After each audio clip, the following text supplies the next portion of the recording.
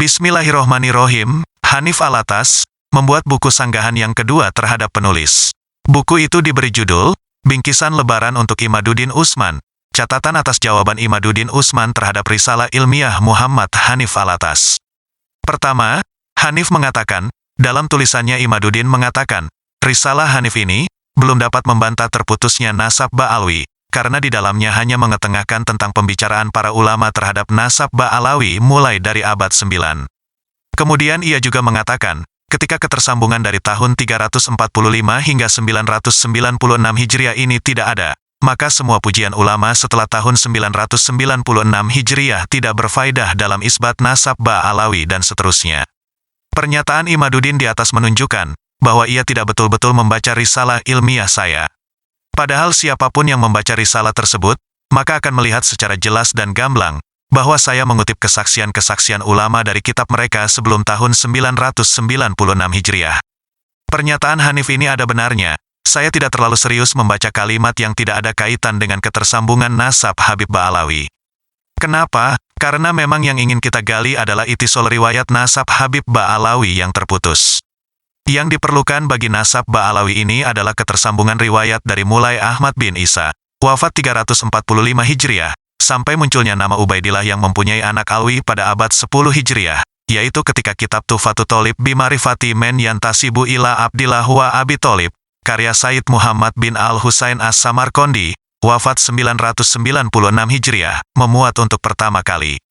Sedangkan kitab-kitab yang banyak itu walaupun ditulis sebelum 996 Hijriah, tetapi tidak menyebut nama Ubaidillah, tetapi Abdullah. Menurut penulis keduanya adalah orang yang berbeda. Semisal, Hanif berhujah dengan kitab Al-Suluk karya Al-Jundi, wafat 732 Hijriah, di sana yang disebut bukanlah Ubaidillah, tetapi Abdullah. Dan ini akan saya ulas tersendiri untuk membuktikan, bahwa nama Abdullah yang disebut itu memang bukan Ubaidillah leluhur para Habib, jadi tidak bisa dijadikan hujah. Kedua, Hanif menggunakan hujah kitab Al-Yafi, wafat 768 Hijriah, di sana ada syair tentang Ba'alwi di Hadramaut. Sekali lagi, Ba'alwi yang disebut itu bukan Ba'alwi para Habib, itu Ba'alwi Bani Jadid. Tidak tegas menyebut nama Ubaid atau nama-nama keluarga Habib Ba'alwi. Tidak bisa menjadi hujah. Ketiga, Hanif menggunakan kitab Imam Al-Rasuli, wafat 778 Hijriah. Di sana yang disebut adalah Abdullah, bukan Ubaidillah. Abdullah itu bukan Ubaidillah. Kitab ini tidak bisa menjadi hujah. Keempat, Hanif menggunakan kitab Imam Al-Khosroji, wafat 812 Hijriah. Lagi, yang disebut Abdullah. Kitab ini tidak bisa menjadi hujah pula. Kelima, Hanif menggunakan kitab Al-Imam Al-Ahdal, wafat 855 Hijriah. Kitab ini adalah Ikhtisar Al-Suluk. Akan penulis bahas bersama Al-Suluk dalam penelusuran perbedaan antara Abdullah dan Ubaidillah. Tidak bisa menjadi hujah pula, karena namanya masih Abdullah. Keenam, Hanif menggunakan kitab Al-Imam Abdurrahman Al-Kahtib, wafat 855 Hijriah, kitab Al-Jauhar Al-Syafaf, konon menyebut nama Ubaidillah, tetapi kitabnya belum dicetak, katanya masih manuskrip. Manuskrip ini ada di Huraidah, Yaman, di perpustakaan Ahmad bin Hasan Al-Atos, Habib Ba'alawi.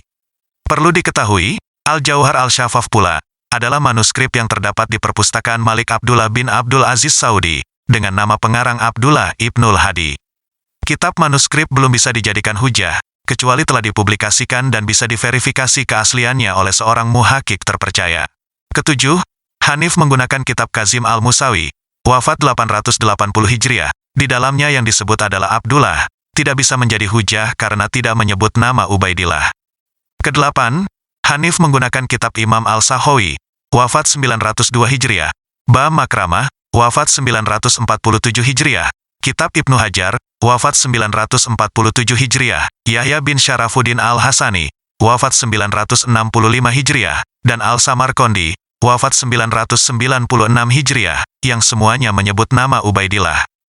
Namun kitab-kitab ini bermuara kepada satu referensi, yaitu kitab Al-Burqah Al-Musyikoh karya Habib Ali Al-Sakran, wafat 895 Hijriah, dan tidak bisa menyambung kepada kitab yang lebih tua yang menyebut nama Abdullah seperti kitab Al-Suluk. Kenapa? Leluhur Habib Ali Al-Sakran, yang dikenal pada zamannya bernama Ubaid, tanpa itlofah kepada Allah.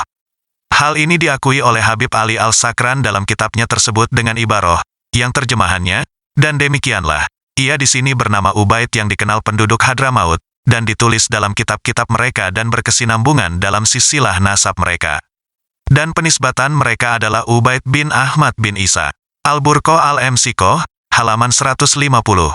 Perhatikan, bahwa yang tertulis berkesinambungan bagi penduduk Hadramaut, hanya sampai Isa, belum dilanjutkan kepada Muhammad al-Nakib sebagai ayah Isa.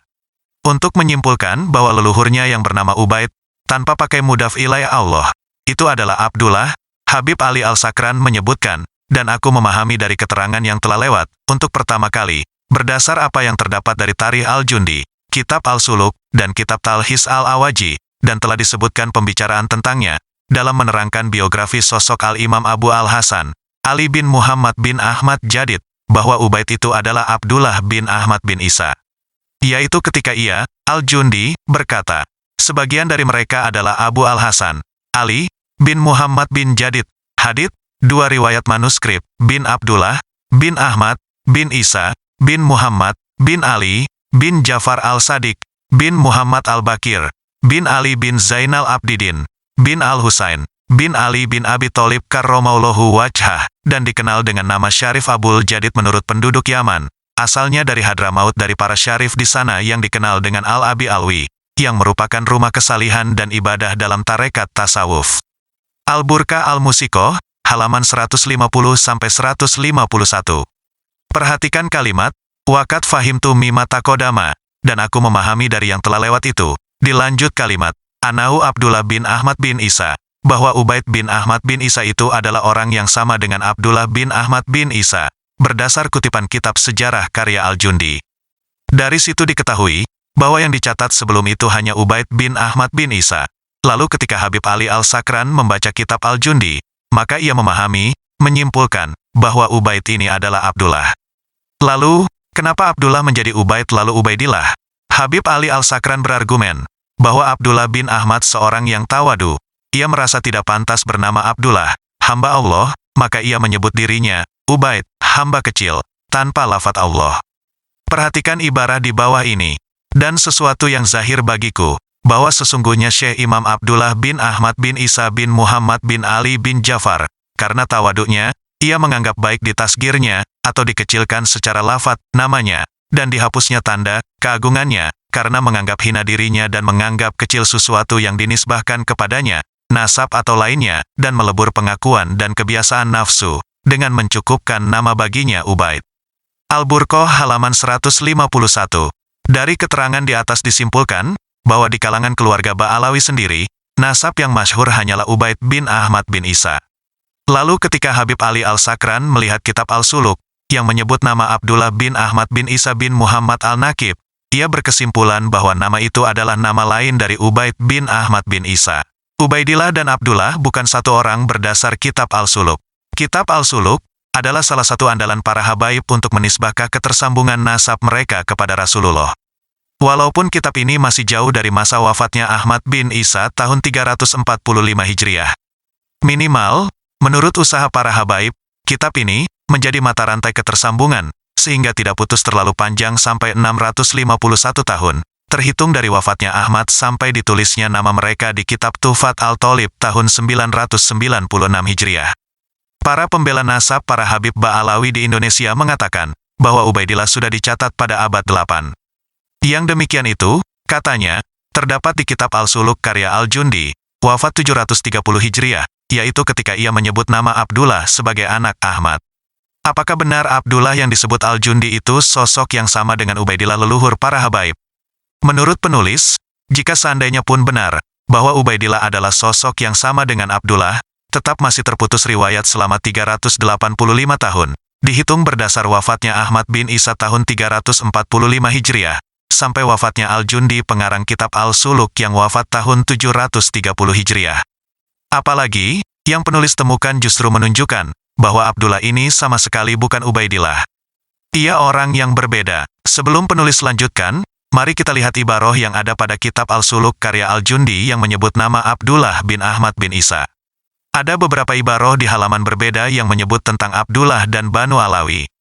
Ibarah pertama, sebagian dari mereka adalah Abu Al-Hasan, Ali, bin Muhammad bin Jadid, Hadith, 2 riwayat manuskrip, bin Abdullah, bin Ahmad, bin Isa, bin Muhammad, bin Ali, bin Jafar al-Sadiq, bin Muhammad al-Bakir, bin Ali, bin Zainal Abidin. Seharusnya tidak ada bin, karena Zainal Abidin adalah lakob Ali, bin Al-Husain, bin Ali bin Abi Tholib karramallahu wajhah, dan dikenal dengan nama Syarif Abul Jadid menurut penduduk Yaman. Asalnya dari Hadramaut dari para syarif di sana yang dikenal dengan Al-Abi Alwi, yang merupakan rumah kesalihan dan ibadah dalam tarekat tasawuf. Al-Suluk, Al-Maktabah Al-Syamilah, Juz 2 halaman 136-137. Perhatikan, ketika Al-Jundi menyebutkan nama-nama ulama yang datang ke Tais, ia menyebut nama Abul Hasan Ali. Siapa Abul Hasan Ali? Disebut oleh Al-Jundi, bahwa ia dikenal dengan Al-Syarif Abil Jadid bagi penduduk Yaman. Asalnya dari Hadramaut berasal dari para syarif di sana. Mereka dikenal dengan keluarga Abu Alwi, keluarga kesalihan dan ibadah yang berjalan dalam tarekat tasawuf. Al-Jundi, dalam kitabnya tersebut, menyebut silsilah Abul Hasan Ali sebagai berikut. 1. Ali bin Abi Thalib karramallahu wajhah. 2. Husain. 3. Ali Zainal Abidin. 4. Muhammad al-Bakir. 5. Jafar al-Sadiq. 6. Ali al-Uraidi. 7. Muhammad al-Nakib. 8. Isa al-Rumi. 9. Ahmad. 10. Abdullah. 11. Jadid. 12. Muhammad. 13. Ali. 14. Hadid. 15. Ahmad. 16. Muhammad. 17. Abul Hasan Ali, wafat 617 Hijriah. Abu Hasan Ali ini dikenal dengan nama Syarif Jadid yang berasal dari Hadramaut. Lalu perhatikan nasab para Habib Ba'alawi sampai generasi ke-17 di bawah ini. 1. Ali bin Abi Thalib karramallahu wajhah. 2. Husain. 3. Ali Zainal Abidin. 4. Muhammad al-Bakir. 5. Jafar al-Sadiq. 6. Ali al-Uraidi. 7. Muhammad al-Nakib. 8. Isa al-Rumi. 9. Ahmad. 10. Ubaidillah. 11. Alwi. 12. Muhammad. 13. Ali. 14. Alwi. 15. Ali Hali Kosam. 16. Muhammad Sohib Mirbat, wafat 550 Hijriah. 17. Ali Waldul Faqih, wafat 590 Hijriah. 18. Muhammad Faqih Al-Muqaddam, wafat 653 Hijriah. Perhatikan, Abul Hasan Ali, hidup segenerasi dengan Muhammad Sohib Mirbat, Ali Walidul Faqih, dan Faqih Al-Muqaddam. Kenapa ketika menyebut bahwa Abul Hasan berasal dari syarif-syarif di Hadramaut, Al-Jundi tidak menyebut nama Muhammad Sohib Mirbat atau Faqih Al-Muqaddam? Padahal, Al-Jundi wafat tahun 730 Hijriah. Seharusnya Al-Jundi mengenal Muhammad Sohib Mirbat atau Faqih Al-Muqaddam, karena disebut dalam literasi para Habib, semisal Syamsuz Zahirah, halaman 72, bahwa Muhammad Sohib Mirbat adalah ulama besar dan Syekhul Masyayikh Al-Ajila, Al-Alam, gurunya para guru yang agung dan menjadi tokoh. Juga disebut dalam kitab yang sama, ia sebagai Imam Al-Aimah, imamnya para imam. Faqih Al-Muqaddam, menurut Soli bin Ali Al-Hamid Ba'alawi dalam kitabnya, Tarikh Hadramaut, halaman 709, adalah ulama besar yang sampai tingkatan mujtahid mutlak. Seharusnya, dengan sebesar penyebutan itu, Al-Jundi mengenal keduanya, karena Al-Jundi tinggal Aden, Yaman. Yang demikian itu misalnya, Al-Jundi menyebutkan, Syarif Abul Hasan ini berasal dari Hadramaut, dari para syarif di sana yang dikenal dengan Al-Abi Alwi, satu keluarga dengan Sohib Mirbat dan Muhammad Al-Faqih Al-Muqaddam. Tetapi Al-Jundi tidak menyebutkan demikian. Ia hanya menyebut Abul Hasan Ali. Hanif menyatakan, bahwa Al-Jundi menyebut Faqih Al-Muqaddam, Ali Hali Kosam, putra Soli Muhammad bin Ali bin Alwi, dan Sayyid Abdullah bin Alwi. Benarkah klaim itu? Mari kita uji. Sebelumnya, mari kita baca ibarah kitab Al-Jundi berikut ini. Sebagian dari mereka, tokoh Hadramaut, adalah Abu Marwan, sebagai lakob. Adapun namanya adalah Ali bin Ahmad bin Salim bin Muhammad bin Ali. Ia seorang ahli fikih yang terbaik yang besar, darinya menyebar luas ilmu di Hadramaut. Karena kesalihannya dan keberkahan pengajarannya, ia mempunyai karangan yang banyak. Ia adalah awal orang yang bertasawuf dari keluarga Aba Alwi. Mereka, sebelumnya, dikenal dengan fikih. Dan ketika sampai kepadanya tentang itu, dan sesungguhnya ini telah bertasawuf lalu ia menjauhinya. Dan sebagian yang telah belajar fikih kepada Abu Marwan adalah Abu Zakaria. Ia keluar ke Maqdishu lalu menyebarkan ilmu di sana, dan dipelosoknya dengan penyebaran yang luas dan aku tidak mengetahui seorang pun sejarah mereka. Dari ibaro ini, kita menemukan secara zahir, bahwa Abu Marwan sebagai keluarga Ba'alawi, dan ia merupakan orang pertama yang menjalani tarekat tasawuf. Dan nama Abu Marwan ini tidak lazim dipakai keluarga Habib Ba'alawi. Tapi menurut Hanif, di sini, ada kalimat yang hilang, yaitu setelah kalimat musonafat adidat, terdapat kalimat, wabihi tafakaha Muhammad bin Ali Ba'alawi, lalu baru dilanjutkan kalimat wahwa awalu. Jadi yang benar menurut Hanif, belajar kepadanya, Abu Marwan, orang yang bernama Muhammad bin Ali Ba'alawi, Faqih Muqaddam. Hal itu, menurut Hanif, disyahidi oleh kitab Husain bin Abdurrahman al-Ahdal, yang bernama Tuhfatuz Zaman fi Tarihi Sadat al-Yaman. Setelah penulis mencari kitab ini, memang ada seperti yang disebut Hanif, ada tambahan Muhammad bin Ali. Kekurangannya, kitab ini ditahqiq oleh Abdullah Muhammad al-Habsyi dari keluarga Ba'alawi sendiri. Bukan penulis meragukan pentahqiq tanpa alasan, tetapi beberapa pengalaman pentahqiqan yang dilakukan kalangan internal Ba'alawi, mulai dari kitab Abna al-Imam dan Al-Raud al-Jali, selalu ada masalah. Taruhlah itu betul, bahwa ada nama Muhammad bin Ali Ba'alawi, tetapi apakah betul itu Al-Faqih al-Muqaddam? Kita lanjutkan ibaro al-Jundi berikut. Dan sebagian dari keluarga Abi Alwi, telah terlebih dahulu disebutkan sebagian mereka, ketika menyebutkan Abi Jadid beserta orang-orang yang datang ke Tais, mereka adalah keluarga kesalihan, tarekatnya dan nasabnya. Di antara mereka adalah Hasan bin Muhammad bin Ali Ba'alawi. Ia seorang ahli fikih, ia menghafal kitab Al-Wajiz karya Imam Ghazali, ia punya paman namanya Abdurrahman bin Ali Ba'alawi. Dari ibaro ini ada nama yang disebut Al-Jundi merupakan keluarga Ba'alawi, yaitu Hasan bin Muhammad bin Ali Ba'alawi. Nama Muhammad bin Ali Ba'alawi yang disebut kembali, ia mempunyai anak bernama Hasan. Pertanyaannya, kalau Muhammad bin Ali Ba'alawi itu Al-Faqih al-Muqaddam, seperti interpretasi Hanif, apakah Al-Faqih al-Muqaddam mempunyai anak bernama Hasan? Mari kita lihat kitab nasab Ba'alawi Syamsu al-Zahirah, apakah Al-Faqih al-Muqaddam mempunyai anak bernama Hasan? Perhatikan ibaro di bawah ini. Ia, Al-Faqih al-Muqaddam, mempunyai anak laki-laki 5, Alawi, Ahmad, Ali, Abdullah yang wafat di Tarim tahun 663 Hijriah, dan Abdurrahman yang wafat antara Makkah Madinah. Syamsu al-Zahirah halaman 78. Jelas di sini disebutkan bahwa Al-Faqih al-Muqaddam tidak punya anak bernama Hasan. Jadi jelas pula, bahwa Muhammad bin Ali yang disebut Al-Jundi, itu bukan Al-Faqih al-Muqaddam. Penguat kedua bahwa Muhammad bin Ali yang disebut Al-Jundi itu bukan Al-Faqih al-Muqaddam adalah kalimat, ia, Hasan bin Muhammad, mempunyai paman bernama Abdurrahman bin Ali. Pertanyaannya, apakah Ali ayah Al-Faqih al-Muqaddam mempunyai anak bernama Abdurrahman? Mari kita lihat kitab Syamsu al-Zahirah dengan ibaroh di bawah ini. Ia, Syekh Ali bin Muhammad Sohib Mirbat, mempunyai anak satu, yaitu Syekh Imam Muhammad yang masyhur dengan nama Al-Faqih al-Muqaddam. Syamsu al-Zahirah halaman 77. Dikatakan dalam kitab Syamsu al-Zahirah, bahwa Ali, ayah Al-Faqih al-Muqaddam, hanya mempunyai anak satu, berarti Hasan yang disebut Al-Jundi mempunyai paman bernama Abdurrahman, jelas bukan anak Al-Faqih al-Muqaddam, dan bukan keluarga Habib Ba'alawi. Dan sebagian dari mereka adalah Ali bin Ba'alawi, ia banyak ibadahnya, agung pangkatnya, ia selalu sholat.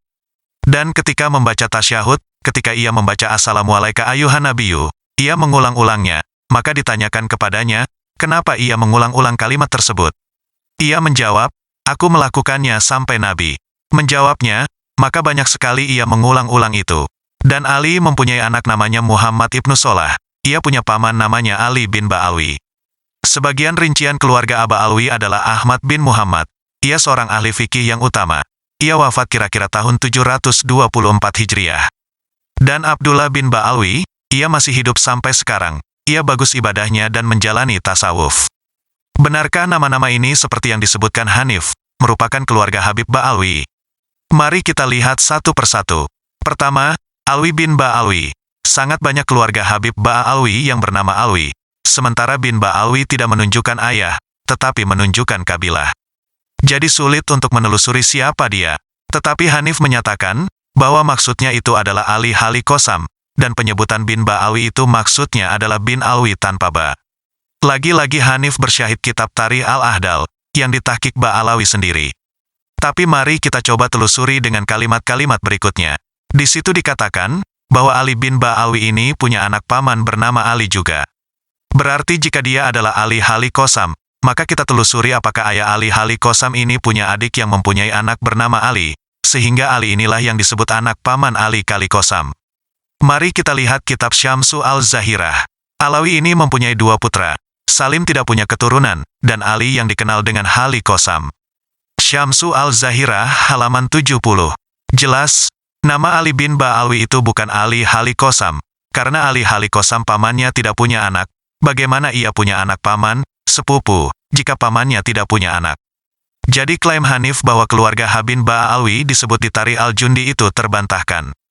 Begitu pula klaim Habib Ali al-Sakran dalam kitabnya Al-Burqah al-Mushikoh, yang menyatakan bahwa leluhurnya Ubaid bin Ahmad itu adalah sama dengan Abdullah bin Ahmad, dengan berhujah dari apa yang disebut oleh al-Jundi itu menjadi terbantahkan pula.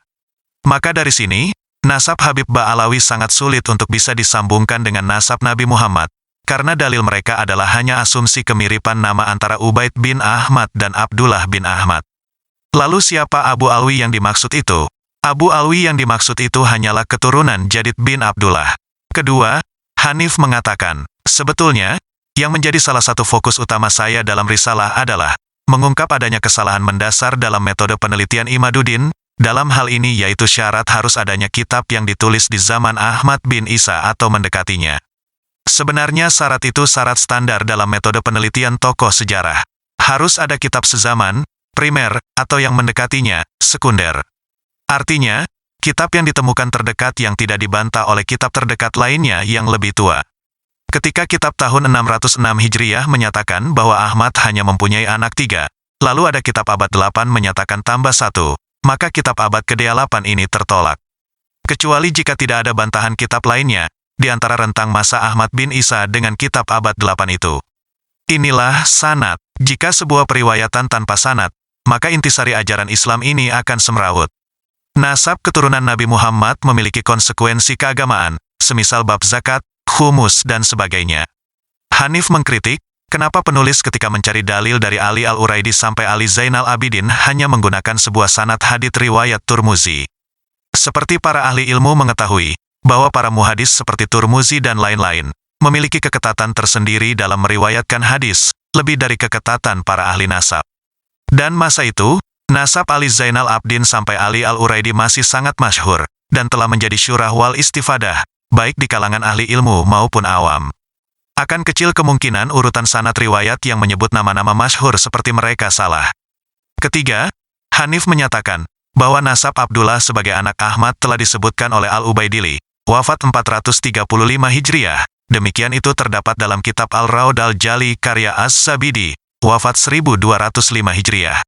Penulis telah menulis tentang ini, dan jelas ada 2 kitab cetakan yang berbeda isi. Penulis tidak akan membahas panjang lagi tentang kitab ini, karena telah tercederai oleh riwayat yang saling bertentangan. Dalam bab air, jika ada 2 wadah, yang satu berisi air dan yang satu berisi air kencing, kemudian keduanya iltibas, atau tertukar, maka keduanya tidak boleh kita gunakan untuk wudhu. Keduanya harus dibuang lalu kita tayamum. Ditambah, yang diriwayatkan Al-Zabidi itu nama Abdullah, bukan Ubaidillah. Jelas tidak mempengaruhi apapun, seperti yang telah penulis jelaskan Abdullah tidak sama dengan Ubaidillah. Keempat, Hanif menyatakan tentang kitab Al-Suluk. Telah penulis jelaskan bantahannya di atas. Kelima, Hanif mengutip pendapat penulis tentang yang tidak boleh menerima zakat dalam kitab penulis Al-Fiqro Al-Nahliyah. Di dalam kitab tersebut memang penulis menyebutkan bahwa sebagian dari Bani Hashim adalah Ba'alawi, dengan silsilah yang sama dengan nasab Habib itu, karena memang pengetahuan penulis waktu menulis kitab tahun 2017 itu demikian. Seakan-akan Hanif ingin mengatakan bahwa penulis tidak konsisten dalam pendapat. Perlu diketahui, perbedaan pendapat seorang ulama dalam kitab-kitabnya yang berbeda-beda itu sudah biasa.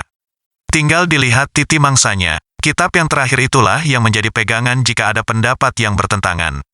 Dan pendapat penulis tentang nasab Ba'alawi itu telah penulis anulir dalam kitab penulis yang lain, yaitu kitab Al-Bayan Al-Zahabi, dan kitab Al-Muktafi, Syarah Nihayatuz Zain, Juz 1.